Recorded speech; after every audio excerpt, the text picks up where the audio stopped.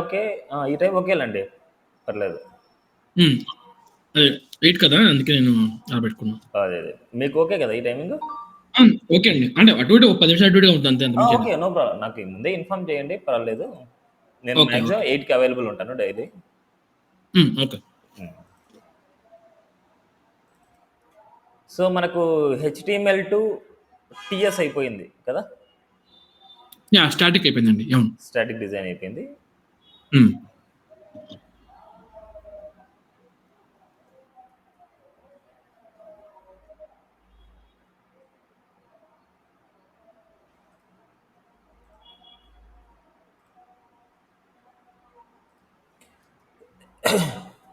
Type script అనమాట.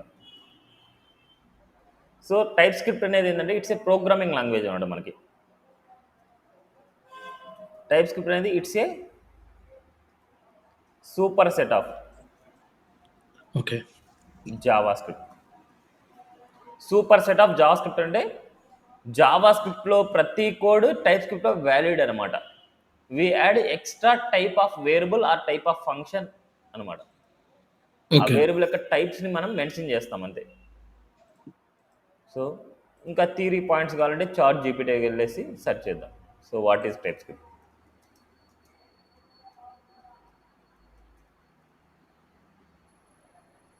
TypeScript is an open source programming language developed and maintained by Microsoft. It is a superset of JavaScript, which means it extends JavaScript by adding additional features. The most important, which is static typing.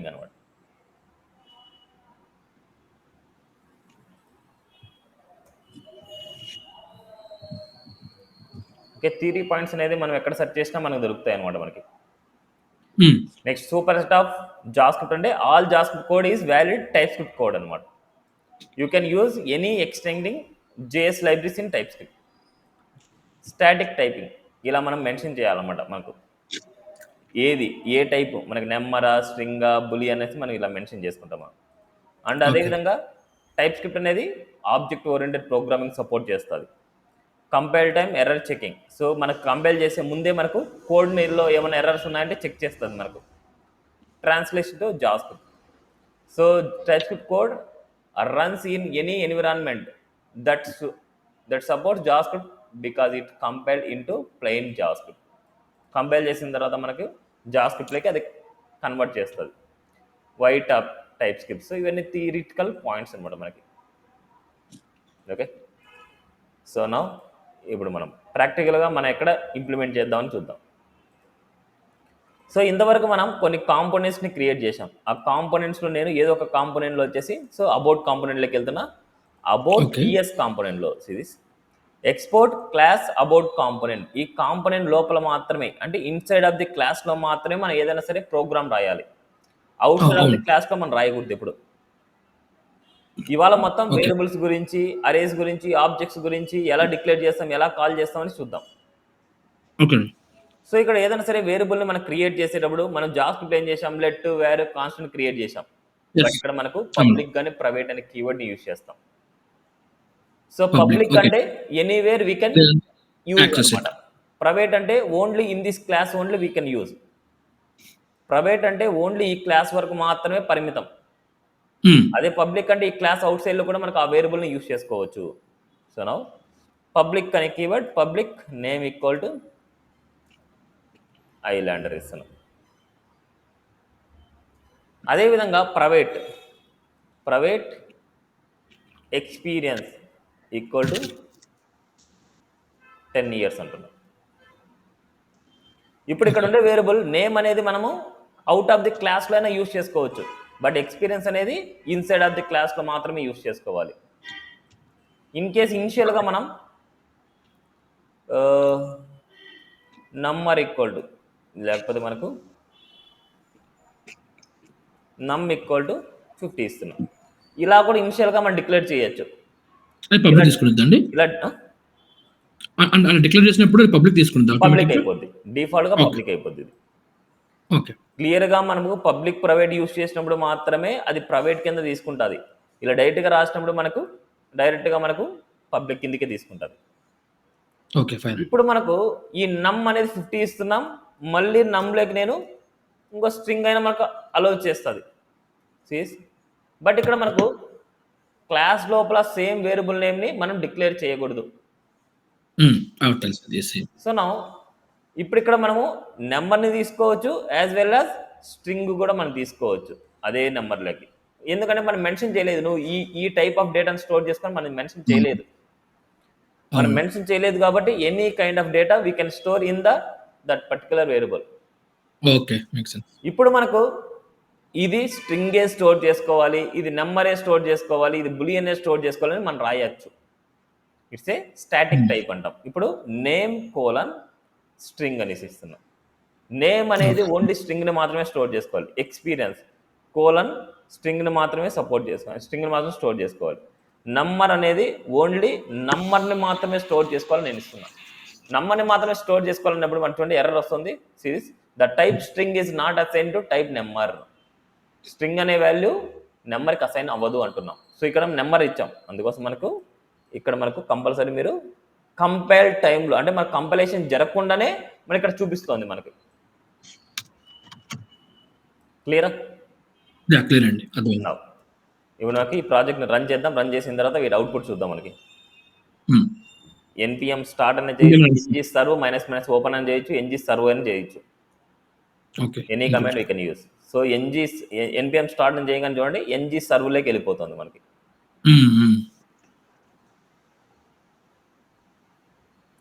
Control X, control click.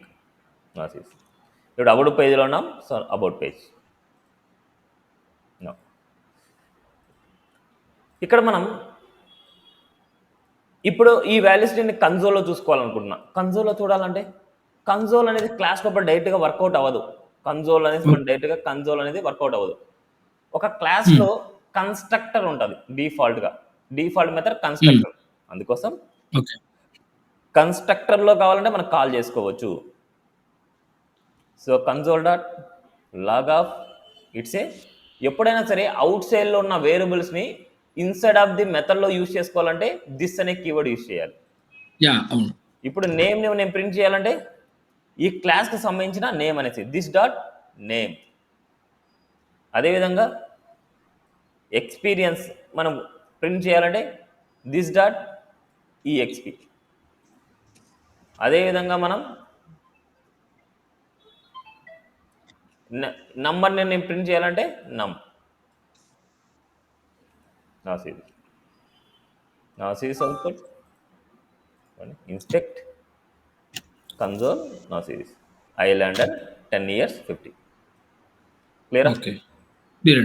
ఇప్పుడు మనకు single values అయితే okay. ఇంకా boolean వాల్యూని store చేయాలంటే is it అని రాస్తున్నా. Is it colon boolean is equal to it's a true or false ఏదని రాసుకోవచ్చు. It's a boolean value. Next అదేవిధంగా ఒక అరేని స్టోర్ చేయాలనుకున్నా. అరేని ఒక లిస్ట్ ఆఫ్ అరే. So ARR equal to square bracket. Square bracket నేను కోర్స్ నేమ్స్ నేను ప్రింట్ చేయాలనుకున్నా. యూఐ, యూఎక్స్, యాంగులర్ ఇలా. ఇక్కడ ఏంటంటే అన్ని స్ట్రింగ్స్ ఉన్నాయి మనకు. అన్ని స్ట్రింగ్స్ ఉన్నాయి అంటే అరే colon string square bracket strings of అరే అనేసి. ఓకే. అదేవిధంగా నెంబర్ ఉన్నాయంటే ARR colon number square bracket. Only numbers మాత్రమే మనం స్టోర్ చేస్తున్నాం దాని మీద.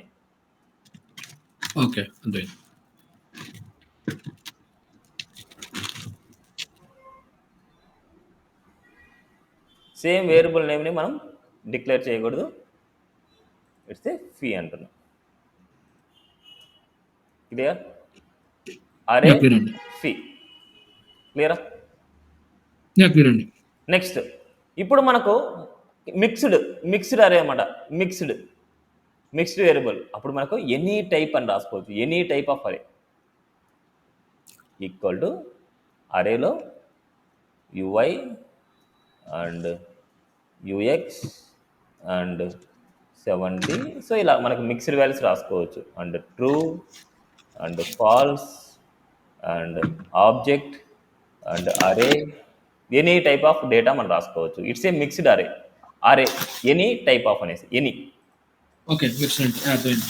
క్లియర్. నెక్స్ట్ ఒక Yeah, clear. ఆబ్జెక్ట్ని రాయాలనుకుంటున్నా. Object OBJ equal to OBJ dot okay. జేసన్‌లో వేస్తారు. నేమ్ వచ్చేసి యుఐ అంటున్నాం. అండ్ అదేవిధంగా ఫీ వచ్చేసి ఒక 15,000 అంటున్నాం. హ్మ్. ఇప్పుడు ఈ ఓబీజేలో ఉండే నేమ్ని గెట్ చేయాలంటే ఓబీజే డాట్ నేమ్, ఫీని గెట్ చేయాలంటే ఓబీజే డాట్ ఫీ, రైట్. ఇప్పుడు దీన్ని టైప్ని ఎలా మెన్షన్ చేస్తాము అంటే, ఇప్పుడు మనకు దీన్ని టైప్ని మెన్షన్ చేయాలంటే మన కస్టమ్ టైప్ని అయినా మనం క్రియేట్ చేసుకోవాలి. లేదనుకుంటే ఎనీ టైప్ అని ఇవ్వాలి. ఎనీ టైప్ అని ఇవ్వాలి, లేదా కస్టమ్ టైప్ క్రియేట్ చేసుకోవాలి. కస్టమ్ టైప్ క్రియేట్ చేయాలంటే ఇక్కడ ఇంటర్ఫేస్ ఒక నేమ్ ఇవ్వాలి. ఇట్స్ ఏ కోర్స్ అనేసి ఇస్తున్నా. కోర్స్ అనేది ఒక ఇంటర్ఫేస్. ఆ ఇంటర్ఫేస్లో నేమ్ చేస్తున్నా అంటే నాకు నేమ్ అనేది ఒక స్ట్రింగ్ కావాలి, కామా, అదేవిధంగా ఫీ అనేది నెంబర్ కావాలి. ఇంటర్ఫేస్ నేను క్రియేట్ చేస్తున్నా. ఇంటర్ఫేస్ నథింగ్ బట్ ఒక కస్టమ్ టైప్ని మనం క్రియేట్ చేసుకోవడం. కోర్స్ అనేది ఒక టైప్, అంటే ఈ టైప్ని ఫాలో అవుతూ ఇది ఫాలో అవ్వాలి అని దాని మీనింగ్. అందుకోసం చూడండి ఇక్కడ course, it's a type is course. Okay. ఆ నేమ్స్ రెండు సేమ్ ఉండాలి కదా అండి? లోపల నేమ్స్ ఆ పైన డిక్లేర్ చేసిన నేమ్స్ యాజ్ ఇట్ ఈస్ గా ఉండాలి. మనకు నేమ్ ఫీ అనేది యాజ్ ఇట్ ఈస్ గా ఉండాలి ఇక్కడ. ఓకే. ఇప్పుడు ఇన్ కేస్ నీ పొరపాటున ఇక్కడ వచ్చేసి ఏజ్ అనేసి ఇస్తున్నా అనుకోండి, అప్పుడు రాంగ్ అయిపోతుంది. చూడండి, ఇక్కడ ఉండేటి మాత్రం ఇది రూల్ ఫాలో అవ్వాలి, లేకపోతే ప్రాబ్లం అవుతుంది. Okay, fine. Okay. Next list of courses ఇవ్వాలనుకున్నా, లిస్ట్ ఆఫ్ కోర్సెస్ లో మనకి అరే తీసుకోవాలనుకున్నా, all _ courses equal to it's array తీసుకుంటున్నా. అరేలో నేను ఒక్కొక్క ఆబ్జెక్ట్ తీసుకుంటున్నా ఇలాగా. ఓకే. నెక్స్ట్ కామా ఇంకొక object.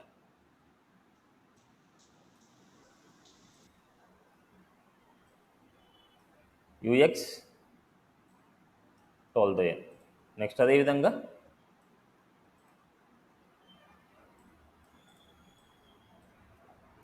Angular 15,000 or 18,000 like this.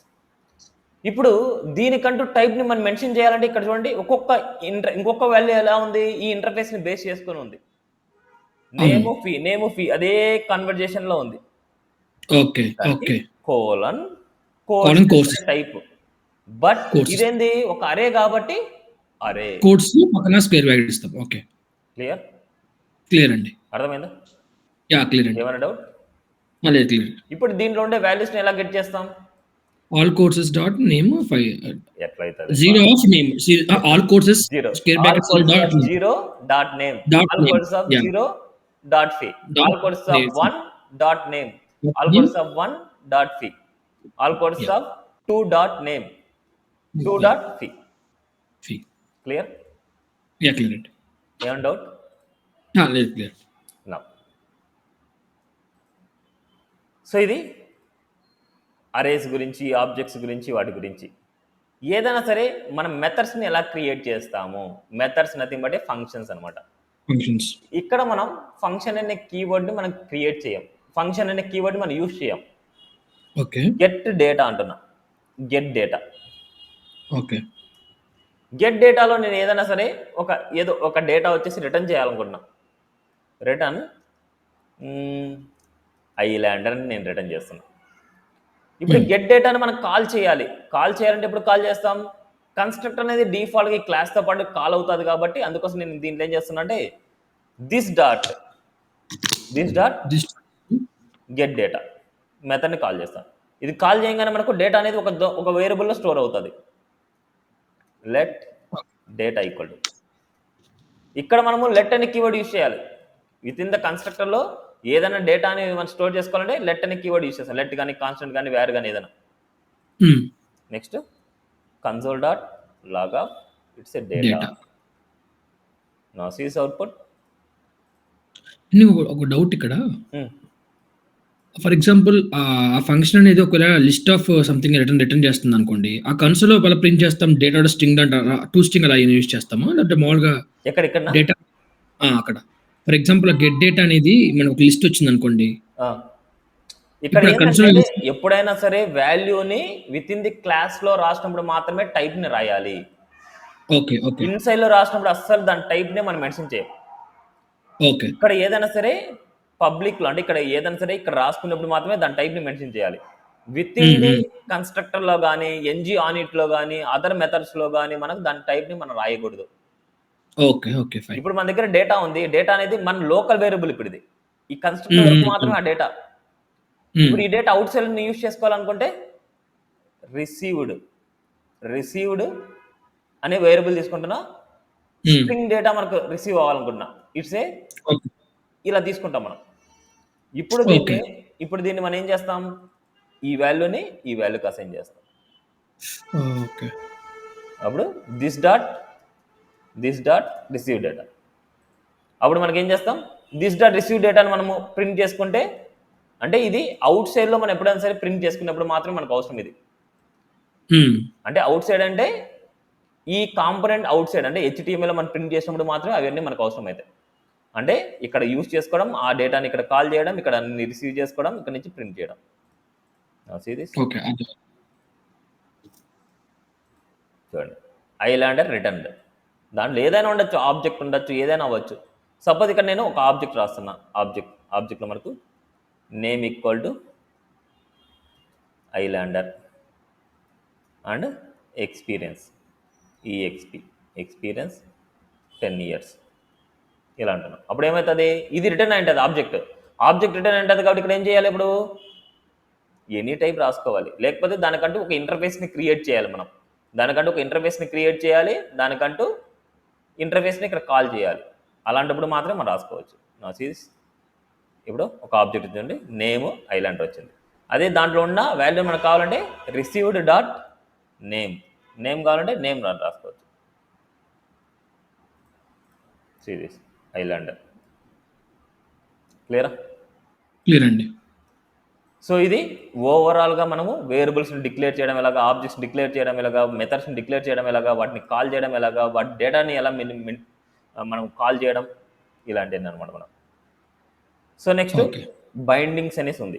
Bindings one way binding చెప్పేసుకుందాం. ఇప్పుడు వన్ వే బైండింగ్లో మనకి ఏంటంటే మళ్ళీ రియల్ టైంలో మళ్ళీ చెప్పుకుందాం. ఓకే. వన్ వే బైండింగ్లో మనకి 3 types ఆఫ్ బైండింగ్స్ ఉన్నాయి. ఒకటి హ్మ్. డేటా బైండింగ్, దాన్ని ఇంటర్పోలేషన్ అంటాం. ఓకే. నెక్స్ట్ ఇది ప్రాపర్టీ బైండింగ్, అంటే అట్రిబ్యూట్ వాల్యూస్ని డైనమిక్గా ప్రింట్ చేయడం. Next hmm. ఈవెంట్ బైండింగ్ అంటున్నాం. ఈవెంట్ బైండింగ్ అంటే ఏదైనా సరే ఒక ఈవెంట్ అక్కర్ అయినప్పుడు డేటా ట్రాన్స్ఫర్ అవడం. ఓకే. ఓకే. సో నౌ ఒక ఓకే. థియరీ పాయింట్స్ రాద్దాం. Okay. First concept one way data binding, one way binding. One way binding అంటే the data flows one way వండి. అంటే the data transfer from TS to HTML or HTML to TS. Okay, the data transfer from TS to HTML or HTML to TS. ఈ రెండు విధాలుగా మాత్రమే data transfer అవుతుంది. Okay. దాంట్లో మనకి ఫస్ట్ది ఇంటర్పోలేషన్ అంటాం. ఇంటర్పోలేషన్ ఏదైనా సరే ఈ ఇంటర్పోలేషన్ అనేది ఏంటంటే టిఎస్ టు హెచ్టిఎంఎల్ వెళ్తుంది. హ్మ్. అదేవిధంగా ప్రాపర్టీ బైండింగ్,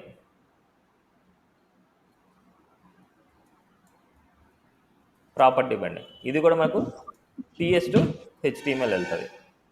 అదేవిధంగా ఈవెంట్ బైండింగ్, బైండింగ్లో మనకు హెచ్టిఎంఎల్ టు టిఎస్ వెళ్తుంది. Clear? The data transfer from TS to HTML, TS to HTML, HTML to TS. ఇవి మాత్రం కంపల్సరీ గుర్తుపెట్టుకోవాలి మీరు. Okay, okay. నౌ ఇప్పుడు ఎగ్జాంపుల్ చూద్దాం.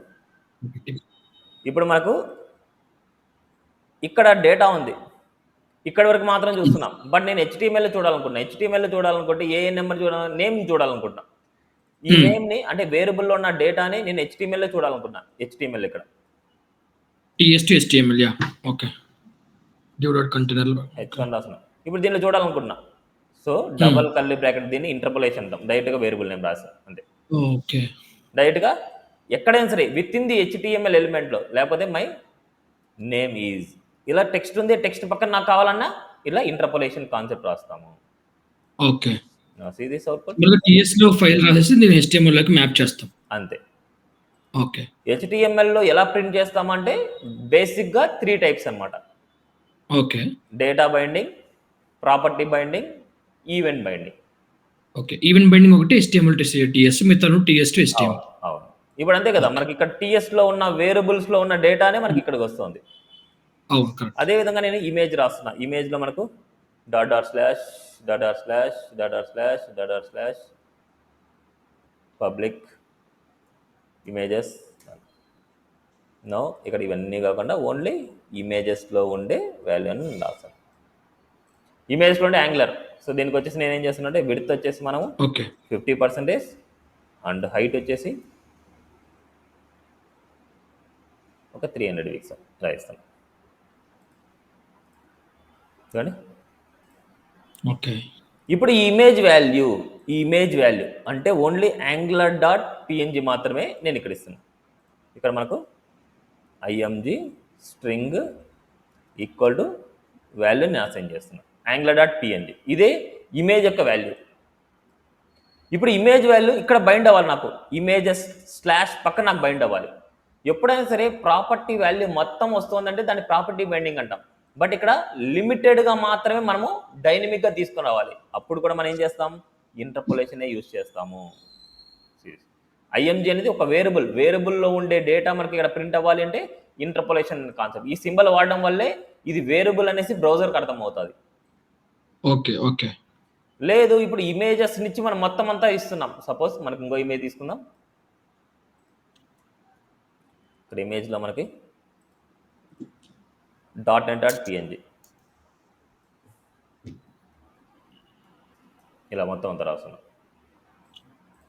అసీస్ ఇలా ఉంది. ఇప్పుడు ఈ డాట్ నెట్ మొత్తం వాల్యూ ఇక్కడ ఉండే మొత్తం వాల్యూ విత్ ఫైల్ పాత్తో సహా ఇక్కడ నేను IMG1 ఇస్తున్నా.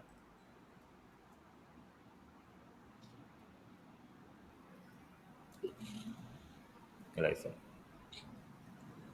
ఇప్పుడు మనకు ప్రాపర్టీ వాల్యూ మొత్తం ఇస్తున్నాం. రైట్. ప్రాపర్టీ వాల్యూ మొత్తం ఇక్కడ ఏం కావాలి, ఇక్కడ నాకు IMG1 ఉంది. ఇప్పుడు IMG1 అనేసి నేను ఇక్కడ డైరెక్ట్గా రాశాను అనుకోండి, అది ఎలా తీసుకుంటుంది, ఇది ఇమేజ్ నేమ్ గానే తీసుకుంటుంది. Image name SRC image name గానే తీసుకుంటుంది. బట్ ఇది వేరియబుల్ అనేది దీనికి అర్థం కావాలంటే we used square bracket of this. Square bracket రాసామంటే ఇట్స్ ఏ ప్రాపర్టీ బైండింగ్. అంటే అట్రిబ్యూట్ నేమ్ కి స్క్వేర్ బ్రాకెట్ రాసాము అంటే it's call it as a property binding. అప్పుడు ఇది వేరియబుల్ అనేసి ఈ ఇమేజ్కి అర్థం అవుతుంది. అప్పుడు వేరియబుల్ ఉండే వాల్యూని టీఎస్ నుంచి HTML తెచ్చుకుంటుంది. ఓకే, ఫైన్ అండి. Clear. Now see this.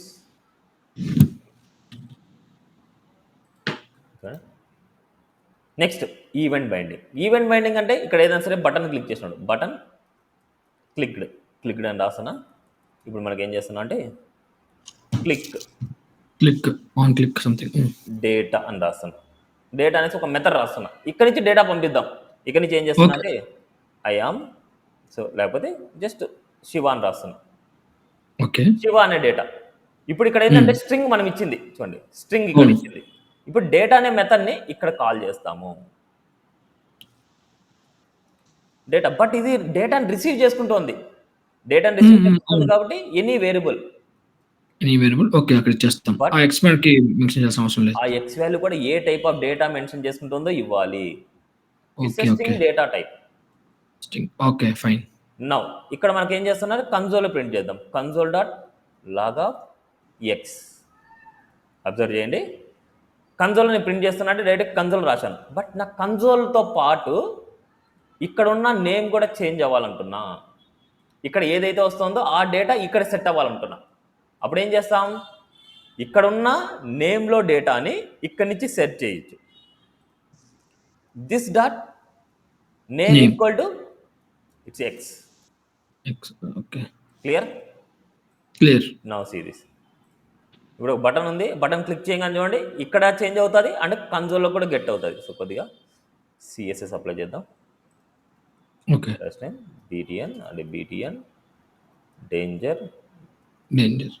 X auto డిఐఫన్ బ్లాక్ మార్జిన్ వై.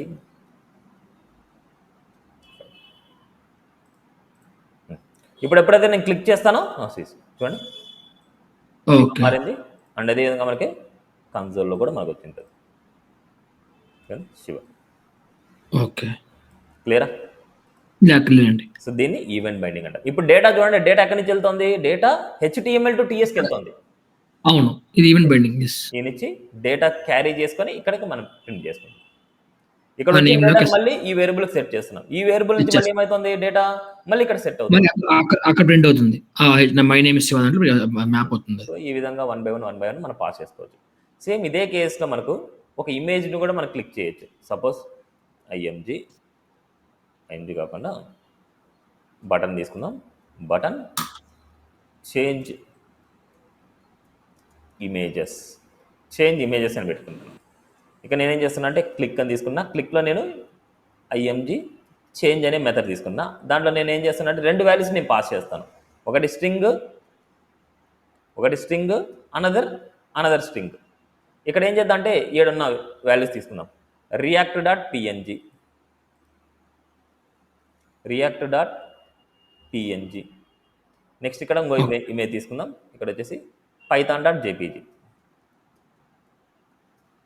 2 ఇమేజెస్ నేను తీసుకున్నాను. ఇక్కడ అరే ఫార్మాట్లో కూడా మనం పంపించుకోవచ్చు, ప్రాబ్లం లేదు.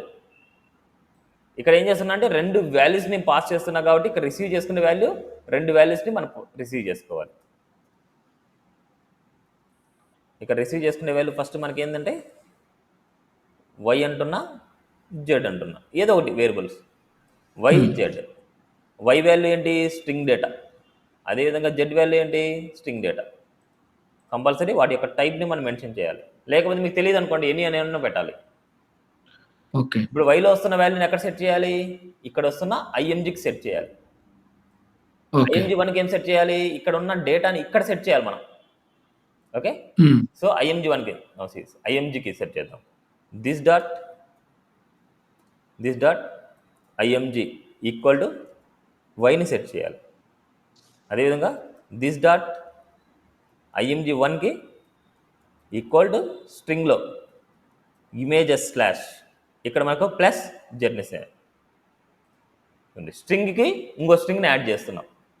అప్పుడు ఈ వాల్యూస్ ఇక్కడ సెట్ అవుతాయి. ఈ వాల్యూస్ ఇక్కడ సెట్ అయిన తర్వాత ఈ వాల్యూస్ ఇక్కడ బైండ్ అయిపోతాయి. Change images okay. అంటే మన చాయిస్ అనమాట. మనం రాసుకోవడం మన చాయిస్లో ఉంటుంది, ఎలా కావాలంటే అలాగా.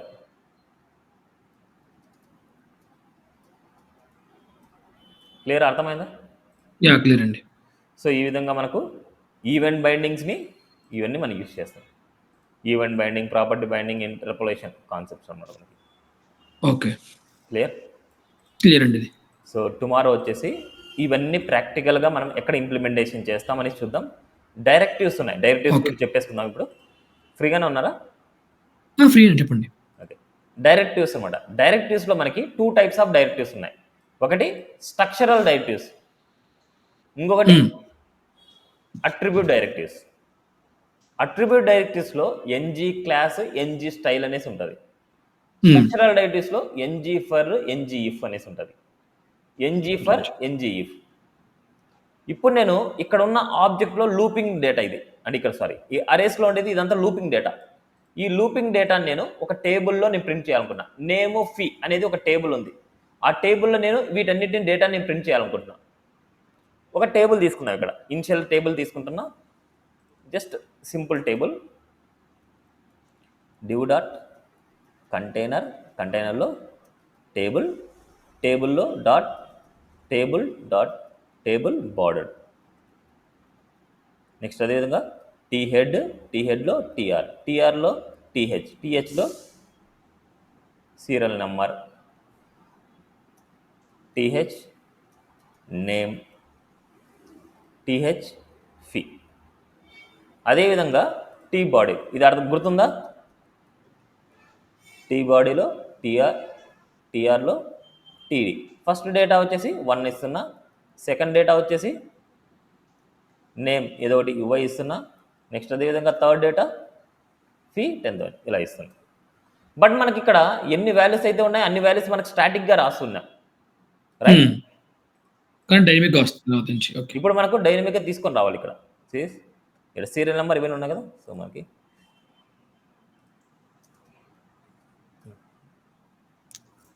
ఇప్పుడు డేటా మనకు ఏది కావాలంటే ఇక్కడ ఉండే డేటా కాదు, ఇక్కడ టీఎస్లో ఉన్న డేటా మనకు కావాలనుకున్నాం. టీఎస్లో ఉన్న డేటా ఇది. అదే జావా స్క్రిప్ట్లో వచ్చేసి ఫర్ లూప్ వచ్చేసి మనము డైనమిక్గా రాసుకొని దాన్ని డాట్ ఇన్నర్ HTMLతో యూజ్ చేసాం. బట్ ఇప్పుడు మనకు ఆల్ కోర్సెస్లో డేటా ఉంది కాబట్టి ఈ ఆల్ కోర్సెస్లో డేటాని మనం ఎలా లూపింగ్ చేస్తామని చూద్దాం. లూపింగ్ అవ్వాల్సింది టీఆర్, రైట్? ఈ టీఆర్ అనేది లూప్ అవ్వాలి నాకు కదా. ఓకే, అవును, లూప్ అవ్వాలి. ఏదైతే లూప్ అవ్వాలనో దానికి ఒక డమ్మీ ఎలిమెంట్ రాయాలి, అదే ఎన్జీ కంటైనర్ అనమాట. NG container act as a dummy element అనమాట. ఏదైతే లూప్ అవ్వాలనో ఆ లూప్ అయ్యే మిడిల్లో పెట్టేస్తాం ఆ లూప్ని, కంటెంట్ని, స్ట్రక్చర్ని. ఓకే, ఎన్జీ కంటైనర్ లోపల పెట్టాం. NG container act as a dummy element అనమాట. ఇప్పుడు ఇక్కడ ఎన్జీ ఫర్ అంటే ఎన్జీ ఫర్ అనేది మనం రాయాలనుకుంటున్నాం. ఎన్జీ ఫర్ రాయాలి అంటే ఫస్ట్ మనం ఇక్కడ ఒక డైరెక్టివ్ అనేది మనం ఇంపోర్ట్ చేసుకోవాలి. ఆ ఇంపోర్ట్లో ఇక్కడ ఇంపోర్ట్ సెక్షన్లో మనం ఇంపోర్ట్ చేసుకోవాలి. That is the NG for. NG for, ఈ ఎన్జీ ఫర్ని మనం ఇక్కడ యూజ్ చేయాలి. Star NG for equal to, ఇక్కడ మనకు ఒక వేరియబుల్ అనుకోవాలి, లెట్ సి ఆఫ్ అక్కడ ఉండే వేరియబుల్, అంటే ఇక్కడ ఉన్న వేరియబుల్ని సి అనుకుంటున్నా.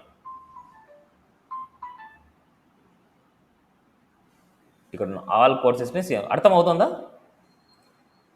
అర్థమవుతుంది. ఆల్ కోర్సెస్ని సి అనుకుంటున్నా. ఇప్పుడు సీలోకి ఒక్కొక్క డేటా పంపిస్తుంది. ఫస్ట్ ఆబ్జెక్ట్ సీకి పంపిస్తుంది, సెకండ్ ఆబ్జెక్ట్ సికి పంపిస్తుంది, థర్డ్ ఆబ్జెక్ట్ సికి పంపిస్తుంది. ఈ సీని బేస్ చేసుకొని మనకి ఏం చేద్దాం అంటే ఫస్ట్ పెట్టేద్దాం. ఫస్ట్ నేమ్ని double curly bracket C dot name. Okay, అదేవిధంగా ఇక్కడ సి డాట్ ఫీ. ఇప్పుడు ఇక్కడ సీరియల్ నెంబర్ని మనం జనరేట్ చేయాలంటే ఇక్కడ ఇండెక్స్ నెంబర్స్ని మనం ఒక వేరియబుల్లో స్టోర్ చేసుకోవాలి. ఇక్కడ ఏం చేస్తానంటే let I equal to index, దీనికి కంటిన్యూషన్గా ఇట్లా రాసుకోవాలి. ఆ ఇండెక్స్ వాల్యూస్ ఐకి వస్తుంటుంది. ఇప్పుడు ఐని నేను ఇక్కడ ప్రింట్ చేస్తాను, ఐ. ఇప్పుడు ఇండెక్స్ నెంబర్ ఎక్కడి నుంచి స్టార్ట్ అవుతుంది? 0తో స్టార్ట్ అవుతుంది. నోసిస్ 0 1 2 3. బట్ ఈ నెంబర్స్ అన్ని మనకు సీరియల్ నెంబర్ 1 నుంచి స్టార్ట్ అవ్వాలి కదా. అందుకని మనం ఏం చేస్తామంటే i+1 ఇస్తాం. ఓకే, గుర్తుపెట్టుకోండి, ఇక్కడ మనం ఎలాంటి టైప్ ఆఫ్ కాన్సెప్ట్స్ చేస్తున్నామో అదే టైప్ ఆఫ్ కాన్సెప్ట్స్ రియాక్ట్లో చేస్తాం, అంతే. అంతమించి ఇంకేం లేదు. ఓకే. ఇక్కడ బైండింగ్స్, అక్కడ బైండింగ్సే. ఇక్కడ లూపింగ్స్, అక్కడ లూపింగ్సే. ఇక్కడ ఫామ్ వాలిడేషన్, అక్కడ ఫామ్ వాలిడేషన్సే. ఇక్కడ లేజీ లోడింగ్, మాడ్యూల్స్ ఇలాంటివి ఉంటాయి. సేమ్ అక్కడ కూడా ఉంటాయి. ఇక్కడ కాంపోనెంట్స్ కమ్యూనికేషన్ ఉంటుంది, అక్కడ కాంపోనెంట్ కమ్యూనికేషన్ ఉంటుంది. ఓకే, సేమ్ ఒకటే కాన్సెప్ట్సే ఉంటాయి మనకు. క్లియరా? క్లియర్ అండి. ఏమైనా డౌట్ ఉంది ఇక్కడ? లూపింగ్ చేయడం చూడండి. UI 15తో n, UX 12తో n, యాంగులర్ 18తో n. ఇప్పుడు దీనికి కండిషన్ రాయాలనుకుంటున్నా. కండిషన్ అంటే ఎన్జీ ఇఫ్ ఈక్వల్ టు, ఇక్కడ కండిషన్ ఏం రాయాలనుకుంటున్నా అంటే C dot fee greater than equal to 10తో n, లేదనుకోండి 15తో n. 15తో n కంటే ఎక్కువ ఉంటేనే నాకు ప్రింట్ అవ్వమని చెప్తున్నా. బట్ ఎన్జీ ఇఫ్ చూడండి రాంగ్ మార్క్ వస్తుంది. అంటే ఎన్జీ ఇఫ్ని కూడా మనం ఇక్కడ డిక్లేర్ చేయాలి. ఎన్జీ ఫర్ ఎలాగనో NG if. Okay, now see this NG if. ఎప్పుడైనా సరే ఎన్జీ ఫర్ ఎన్జీ ఇఫ్ అనేది సేమ్ స్టేట్మెంట్లో ఉండకూడదు. Rule number 1. అండ్ అదేవిధంగా ఎన్జీ ఇఫ్ అనేది ఎన్జీ ఫర్ లోపలే ఉండాలి మనకు ఎప్పుడైనా రాసినప్పుడు. ఓకేనా? ఓకే అండి, ఫైన్. ఇలా కండిషన్ వచ్చేసి రెండు ఒకటే స్టేట్మెంట్లో ఉండకూడదు, అది మెయిన్ గుర్తుపెట్టుకోండి అంతే. పెట్టండి యూఐ యాంగులర్ మాత్రం వచ్చింది చూడండి. ఇక్కడ మనకు 15తో n కంటే ఎక్కువ ఉండే కోర్సెసే కావాలనుకుంటున్నా. అందుకని రాలేదు. ఈ కండిషన్ బేస్ చేసుకొని మనకు వచ్చింది. ఇప్పుడు చూడండి మనకు 15,000 కంటే బిలో ఉండే కోర్సెస్ కూడా ఉంది. ఇట్స్ 12,000. ఇది ప్రింట్ అవ్వలేదు మనకి. ఓకే. అర్థమైంది. సో ఇలా ఒక దాంట్లో కండిషన్ కానీ లూపింగ్ అని చేయడం ఎన్జీ ఫర్ అనమాట. సో రిమైనింగ్ కాన్సెప్ట్స్ టుమారో చూద్దాం. మళ్ళీ దాన్ని బేస్ చేసుకొని ఒక రియల్ టైం ఎగ్జాంపుల్ చూద్దాం. ఓకే. రేపు స్ట్రక్చరల్ డైరెక్టివ్స్ చూద్దాం. అండ్ అదేవిధంగా వీటన్నిటిని బేస్ చేసుకొని ఒక రియల్ టైం ఎగ్జాంపుల్ కూడా చూద్దాం. మనకి ఓకే అండి. బైండింగ్స్ గురించి ఫినిష్ అయిపోద్ది. వన్ వే బైండింగ్ అయిపోద్ది. మళ్ళీ తర్వాత ఏం చేద్దామంటే, సో ఇప్పుడు మనం చెప్పింది డైరెక్టివ్స్. డైరెక్టర్స్ డైరెక్టివ్స్లో మనకు స్ట్రక్చరల్ దాంట్లో star NG for star NG if. ఈ ఇప్పుడంతా మనం చెప్పేదంతా ఏంటంటే ఇది యాంగులర్ 16 బిఫోర్ ఉండేది అనమాట ఇవన్నీ. ఓకే. మళ్ళీ 17లో మనకి ఎలా వచ్చిందంటే అట్ వచ్చింది. అట్ ఫర్ అట్ ఇఫ్ ఇవన్నీ అయిన తర్వాత మళ్ళీ ఇవి నేర్చుకుందాం. లేటెస్ట్ గా ఇలా ఉన్నాయన్నమాట. సో ఒకసారి రేపు టుమారో మీ కోడ్ని ఒకసారి చూపించండి. దాన్ని బట్టి మనకు ఇంకా ఇన్డెప్త్ గా చెప్పుకుందాం. ఓకే అండి. మీ కోడ్ చూస్తే ఒకసారి మీకు ఎలా ఉంది ఏంటి అనేసి మీకు అర్థం కావాలి కాబట్టి ఇక్కడ మనం చెప్పేదాన్ని బట్టి మనకు ఆ వేలో నేను చెప్పుకుంటూ వెళ్తాను. ఓకే అండి.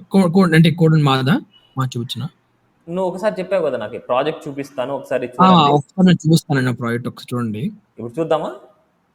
ఇప్పుడు అంటే రేపు చూపించిన ఒకసారి అంటే నేను నెక్స్ట్ బెటర్ ఓకే.